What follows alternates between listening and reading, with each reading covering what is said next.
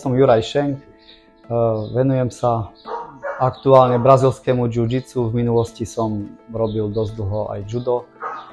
Aj teraz ešte tak amatérsky chodím judo trénovať. A trénoval som, v podstate začínali sme s tréningami detí v Arte Suave v klube v Martine v Záturči, kde v podstate hneď v začiatkoch ku nám prišli Luptákovci so svojimi 3 deťmi. A v úpolových športoch je to tak, že robí to veľa detí to baví, ale v podstate nie len v úpolových, asi v každom športe je to tak, že možno, že jedno dieťa z 1000 alebo z nejakého veľkého množstva je talent, ktorý potom nás vie reprezentovať na súťažiach, buď v rámci Slovenska alebo na medzinárodnej úrovni. No a Adamko, keď sa objavil na prvom tréningu, tak tam jednoducho hneď človek videl nový talent. On, aj keď to brazilské jiu-jitsu bol na prvom tréningu, ale to človek jednoducho vidí. On to má v sebe.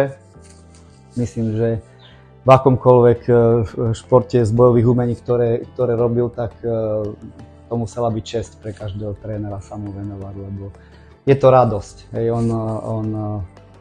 on má veľkú pohybovú inteligenciu, veľmi rýchlo veci chápe, je to inteligentný chalan, taký aj spoločenský, keď, ja neviem, gratulovali s deťom k meninám, k narodeninám, tak on tam mal také príhovory, že by sa s tým mohol živiť niekde na svadbách ako ten starosta, či čo to tam býva. Takže vie zvládať prehry, to je veľmi dôležité. Poplakal si po veľa zápasoch, ale to aj dospelí veľkí zápasníci sa im stane, že si poplačú. Ale zvládol aj ťažké zranenie lakťa v Poľsku na súťaži. Ja z môjho pohľadu ja mu prajem len hlavne veľa zdravia a veľa takého športového šťastia, no a budem už len tak zďaleka ho sledovať, ten jeho talent, ako sa bude ďalej rozvíjať.